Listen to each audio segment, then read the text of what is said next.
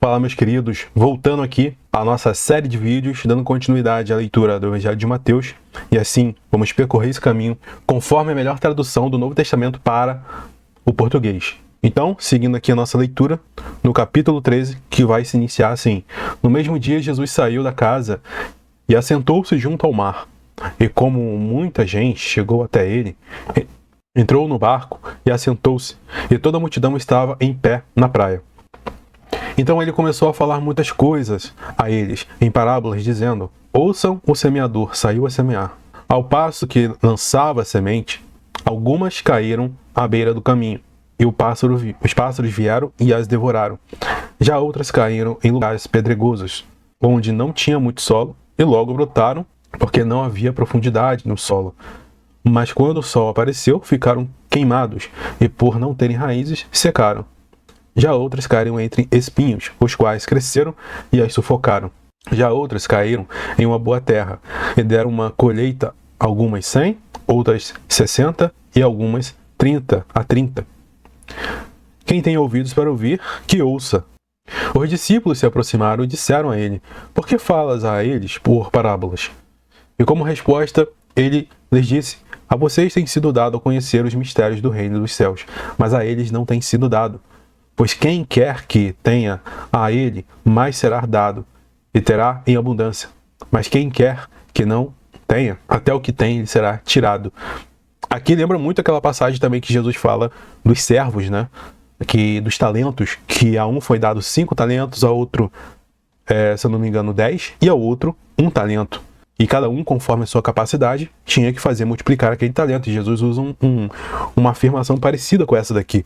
Ou seja, se a gente voltar um pouquinho atrás no contexto dos capítulos anteriores, entre o capítulo 10 e o capítulo 11, a gente vai ver que Jesus, no capítulo 9 e 10, ele vai falar a respeito de quando ele envia os discípulos para irem anunciar o evangelho.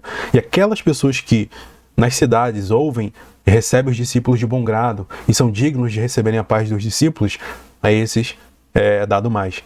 Mas existe uma questão também por trás disso, que é o que a parábola do semeador ela traz. Pessoas que recebem de bom grado, pessoas que não recebem, que é aquela semente que, quando é lançada, logo Satanás tira essa semente do coração das pessoas. Aquelas que caem no caminho cheio de pedras, que são as pessoas que recebem a palavra de bom grado, mas quando vem uma primeira perseguição, uma primeira dificuldade, elas abandonam a Cristo. Aquelas que são terras com espinhos e que são as riquezas. Ou seja, as pessoas recebem de bom grado, elas seguem a Cristo, mas acabam deixando com que essa busca pelas preocupações da terra e as riquezas sufoquem a palavra de Deus no coração dela. E também, por consequência, ela se afasta de Deus. E aí, continuando, versículo 13, é por isso que lhes falo por parábolas, para que, vendo, não vejam, e ouvindo, não ouçam, nem entendam. Sim, neles se cumprem a profecia de Isaías que diz: Por ouvir vocês ouvirão, e não entenderão. E vendo vocês não verão, e não perceberão, porque os corações deste povo se tornaram insensíveis, e seus ouvidos ficaram moucos, e fecharam seus olhos, para que não vissem com seus olhos, e não ouvissem com seus ouvidos, e não entendessem com seus corações, e não voltassem atrás. E eu os curaria. Então aqui ele está falando por quê? As pessoas intencionalmente fazem o quê? Tornam seus ouvidos insensíveis, ignoram, ou seja, fecham seus corações, seus olhos. Simplesmente por isso. Mas abençoados são os olhos de vocês, porque veem, e os ouvidos de vocês, porque ouvem. Pois deveras eu vos digo que muitos dos profetas e justos desejaram ver o que vocês veem, mas não viram, e ouvir o que vocês ouvem, mas não o ouviram. Portanto, ouçam a parábola do semeador. Quando alguém ouve a palavra do reino e não entende, vem o maligno e arrebata o que foi semeado no seu coração. Preste atenção, a pessoa ouviu o evangelho, mas ela não entende, ela ignora, não dá ouvidos. O que acontece? Satanás vai lá e rouba do coração, vem o maligno e arrebata do coração. Então isso dá a entender, Satanás tem acesso ao nosso coração, Satanás tem acesso à mente da pessoa. Bom, mais à frente a gente vai ver que nas cartas dos apóstolos de Jesus, que Satanás ele se ocupa a cegar o entendimento das pessoas. Isso é uma ocupação presente de Satanás e seus subalternos contra quem está ali recebendo o evangelho. Ele se ocupa com isso, em cegar as pessoas, em cegar o entendimento das pessoas para que elas não venham a crer no evangelho. Então, a pessoa que já é predisposta a rejeitar o evangelho, logo vem o maligno e arrebata do coração dela. Continuando. Já a semente semeada em lugares pedregosos, este é aquele que ouve a palavra e logo a recebe com alegria, mas não tem raiz em si mesmo e dura pouco, pois quando vem a provação ou perseguição por causa da palavra, logo se ofende.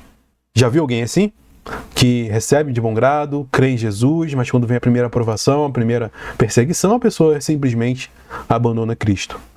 Já a semente semeada entre os espinhos, este é aquele que ouve a palavra, mas a preocupação desta era e o engano das riquezas sufocam uma palavra e se torna infrutífera. Por acaso você vê isso nas igrejas hoje, em algumas igrejas? As preocupações dessa vida terrena. Lembra do contexto, desde o capítulo 5, Jesus vem falando da questão das riquezas.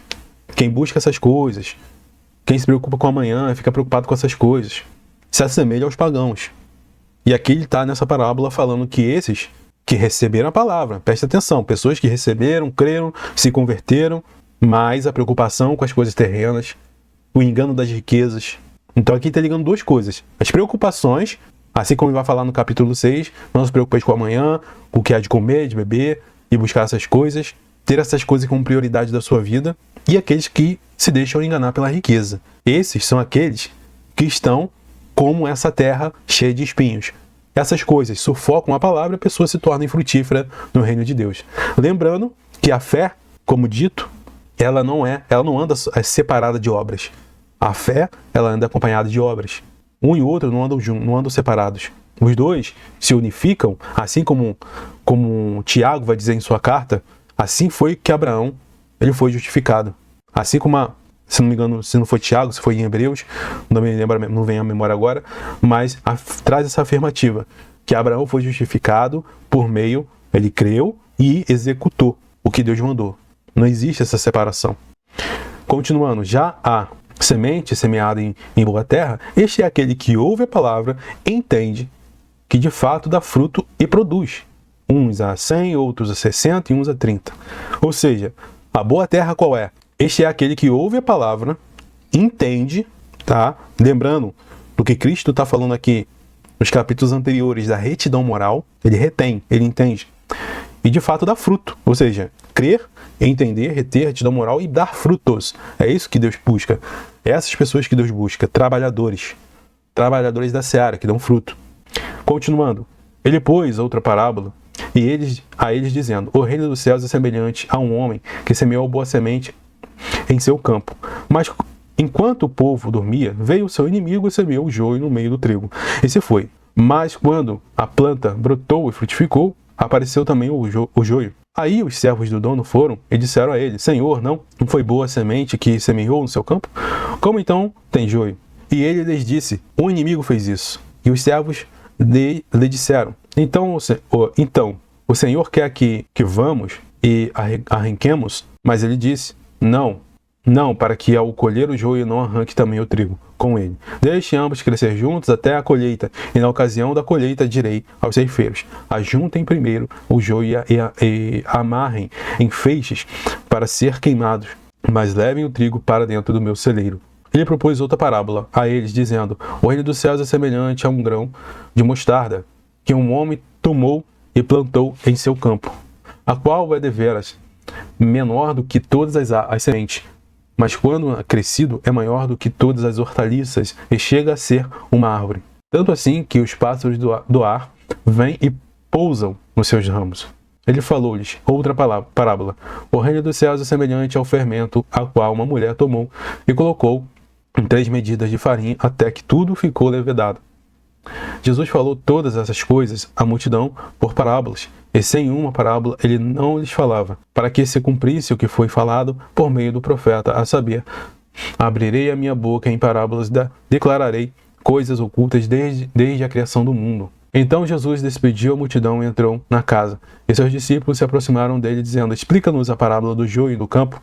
Então ele respondeu a eles e disse-lhes, aquele que semeia a boa semente é o filho do homem. O campo é o mundo. Já a boa semente são os filhos do reino, ao passo que o joio são os filhos do maligno. O inimigo que os semeou é o diabo. A colheita é o fim da era, e os ceifeiros são os anjos. Portanto, assim como o joio é colhido e queimado no fogo, assim será o fim desta era.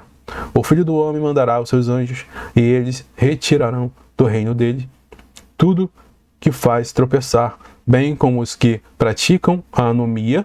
Mais uma vez aqui essa palavra anomia, que você já sabe o que remete àquelas pessoas que vivem um cristianismo, uma forma dela achar que é o que Deus quer e não o que Deus realmente mandou, assim como os fariseus que traziam, e os religiosos, né, os saduceus e fariseus que traziam suas doutrinas criadas pelos seus antepassados e não pela palavra de Deus, e colocavam isso como um critério, como se fosse o próprio Deus mandando.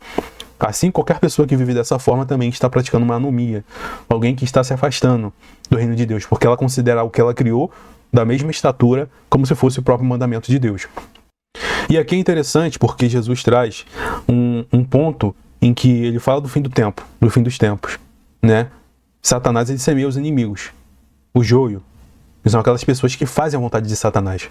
E se você está lembrado, mais à frente a gente vai ver esse episódio, onde Jesus, se defrontando com fariseus, ele vai falar que os fariseus são filhos do diabo, porque fazem a vontade dele. Mais à frente, na carta do apóstolo Paulo, a gente vê na carta a Timóteo, quando ele está, Timóteo, como líder da igreja na ausência de Paulo, ele está se defrontando com pessoas que estavam enfrentando a autoridade da palavra de Deus e estavam indo contra Timóteo. E Paulo afirma que essas pessoas foram arraigadas por armadilhas de Satanás para fazer a vontade dele. Pessoas dentro da igreja, uma igreja fundada pelo apóstolo Paulo, e que Satanás conseguiu penetrar através de algumas pessoas, com armadilhas que ele fez para essas pessoas caírem. E aí, essas pessoas estavam defrontando com a verdade, com a palavra de Deus, sendo que Timóteo estava ali ministrando sobre aquela igreja. E Paulo afirma isso, em que essas pessoas foram amarradas, caíram em uma armadilha de Satanás para fazer a vontade dela. Então, qual seria o entendimento do que seria o joio aqui? Pessoas que se deixam levar pela vontade de Satanás, pelo pecado, pela cobiça, por essa parábola que o Senhor falou das sementes. Pessoas que aceitam Cristo, mas se ofendem diante da perseguição, outras por conta da riqueza e das preocupações da terra, e outras que ouvem e não praticam, e por aí vai. Todas que acabam sendo útil para o reino do mal e não de Deus. E continuando, e eles o jogarão para dentro da fornalha de fogo, e ali haverá pranto e ranger de dentes. Então os justos brilharão como o sol no reino de seu Pai. Quem tem ouvidos para ouvir, ouça. De novo, o reino dos céus é semelhante a um tesouro escondido no campo, o qual um homem achou e tornou a esconder, e de tanta alegria ele vai e vende tudo quanto tem e compra aquele campo. De novo, o reino dos céus é semelhante a um homem negociante procurando lindas pérolas, o qual, ao encontrar uma de valor muito grande, foi e vendeu tudo quanto tinha e a comprou. Então, se observa aqui que o reino dos céus é isso. A pessoa não considera nada da vida dela, somente Cristo, como um único caminho, verdade e a vida. Ou nenhuma outra coisa importa mais do que ela se aplicar ao desejo, às vontades do alto, aquilo que é do alto, e não terreno. E continua. De novo, o reino dos céus é semelhante a uma rede de arrastar que foi lançada ao mar, e que apanhou de todos os tipos de peixe, no caso. A qual, quando ficou cheia, eles puxaram para a praia, e sentando-se, eles colocaram os bons em cestos, mas jogaram fora os ruins. Assim será no fim da era. Os anjos virão e separarão os malignos do meio dos justos, e os jogarão para dentro da fornalha de fogo. Ali haverá pranto e ranger de dentes. Aí Jesus diz a eles: vocês entenderam todas essas coisas? Eles dizem a ele: sim, Senhor. Então ele disse-lhes: por isso todo escriba que tem sido discipulado para dentro do reino dos céus é semelhante a um proprietário que tira de seu depósito coisas novas e velhas. E aconteceu que quando Jesus havia terminado essas parábolas, ele saiu dali, e chegando à sua cidade de origem, ele começou a ensiná-los nas sinagogas deles, de sorte que ficaram maravilhados e disseram: de onde vem a este tal sabedoria e os prodígios? Não é este o filho do carpinteiro? A sua mãe não se chamava Maria? E seus irmãos Tiago, José, Simão, Judas? E suas irmãs não estão todas entre nós? De onde, pois, obteve este homem todas essas coisas? Ficaram ofendidos por causa dele. Mas Jesus lhes disse: um profeta não fica sem honra, a não ser na sua própria cidade e na própria casa. E ele não fez muitos prodígios ali devido à incredulidade deles. Então você vê uma ligação, né, com os prodígios que Jesus realizava com a questão da fé das pessoas. Aí a gente vê isso muito presente nos capítulos anteriores, trazendo esse contexto aqui. Então aqui a gente termina o capítulo 13 e voltamos com o capítulo 14 no próximo episódio.